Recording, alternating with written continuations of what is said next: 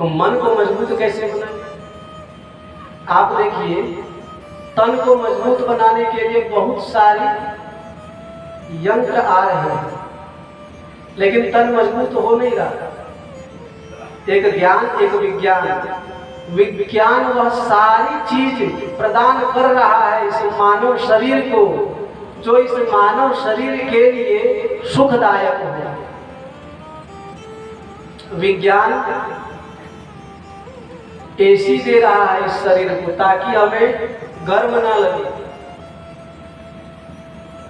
विज्ञान मोबाइल दे रहा है हमें ताकि कहीं अगर बात करनी हो तो बार बार लिखकर पोस्ट ऑफिस में न देना पड़े, 4 दिन न लगे। विज्ञान रेफ्रिजरेटर दे रहा है, पानी गर्म न पिए। विज्ञान अनेक प्रकार की गाड़ियां, वाहन प्रदान कर रहा है कि कहीं भी यात्रा करने में असुविधा ना हो। और देखिए आप, विज्ञान हर वो चीज प्रदान कर रहा है जिससे इस शरीर को सुख प्राप्त हो, लेकिन इस शरीर को सुख मिल रहा है लेकिन मन हमारा व्यथित है, और इसी कारण से हमारा जीवन व्यतीत है।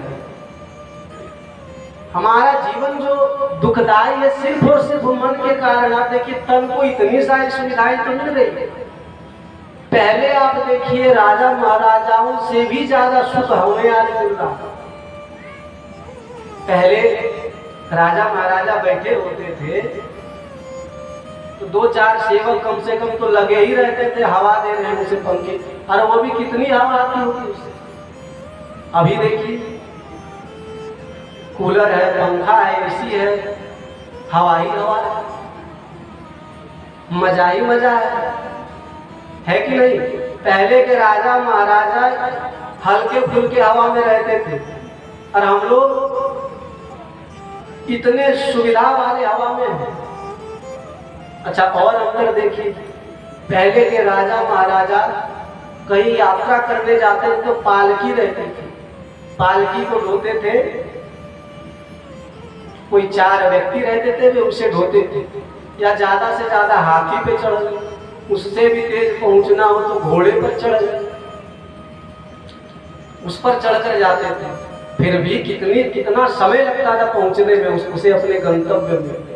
लेकिन अभी देखिए, साइकिल है, उससे भी तेज पहुंचना हो तो 2 चक्के हैं, और उससे भी तेज पहुंचना हो तो 4 चक्के हैं, उससे भी तेज पहुंचना हो तो अब ट्रेन में पता नहीं कितने चक्के हैं। तो मतलब आप जितनी तेजी से पहुंच सकते हैं, सारी सुविधाएं आपको विज्ञान ने प्रदान किया। राजा महाराजा कहाँ कितने दिन में, हम इतने जल्दी पहुंच जा रहे हैं। 2 मामलों में तुम राजा महाराजाओं से बड़े ही हुए। आप किसी भी मामले में देखिए, पहले के हिसाब से अभी हम ज्यादा सुख में हैं। उन लोगों को चिट्ठी भेजनी होती थी, कोई खबर भेजना होता था तो चिट्ठी लिखकर भेज दी, तब जाकर कोई खबर वहां तक पहुंचती थी। और हमें क्या है, मोबाइल उठाए, व्हाट्सएप खोले, मैसेज किए, हो गया तुरंत। ज्यादा से ज्यादा बात करनी हो तो फोन करके बात कर लिए, कितनी अच्छी सुविधा है। इतने सारे सुख सुविधाओं के बावजूद भी हम खुश नहीं हैं। यह हमारी वास्तविकता है। कोई कह दे कि हम खुश हैं, भले कह दे, पर खुश नहीं है, संतुष्ट नहीं है। क्यों? क्योंकि मन मजबूत नहीं है। मन को मजबूत कैसे करें? आप देखिए कि तन कमजोर, एक और उदाहरण से समझ लीजिए कि तन कमजोर रहने दीजिए, तन को मजबूत मत बनाइए। हाँ, इसका मतलब ये नहीं कि बीमार रहने वाली सारी क्रियाएं शुरू कर दे, नहीं, तन भी जरूरी है, सिर्फ स्वस्थ रखने हेतु, लेकिन सुविधाएं लेने हेतु नहीं। मजबूत बनाना हो तो मन को बनाइए। आप देखिए, अभी तो हम लोग ग्रीष्म ऋतु से ही निकले हैं। गर्मी तो इतनी प्रचंड थी, हम और आप विदित ही है उससे। आप बताइए, एक सन है, एक सन, एक सूर्य है, कितना ताप दे रहा है। मतलब कि 10 बजे से लेकर शाम के 3-4 बजे तक तो कहीं निकलने का मन ही नहीं, इतना ताप वहां। बिना पादुका के, बिना चप्पल के तो मार्ग पर चल ही नहीं सकते, इतना गर्म हो जाता है।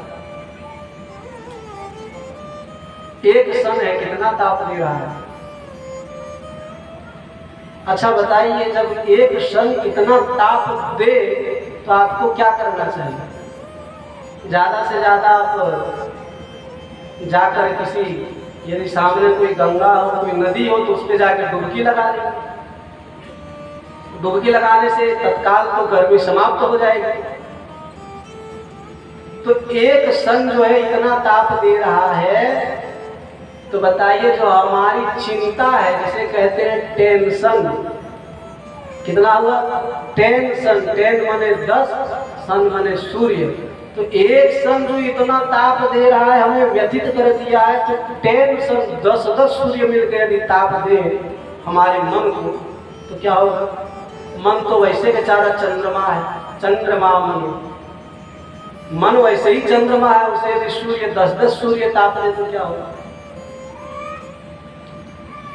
आप देखिए, तन को यदि सुख चाहिए तो क्या किया तन ने? तन को गर्मी लग रही है सूर्य से, तो तन ने जाकर गंगा में डुबकी लगाई और तन को ठंडक मिल गई। अब मन को कैसे ठंडक मिलेगी? मन भी बड़ा व्यथित है, 10 सूर्य सता रहा है मन को। तो तन ने तो गंगा में डुबकी लगाई, लेकिन मन कहाँ डुबकी लगाया? बोले मन भी गंगा में डुबकी लगाई। आप पूछेंगे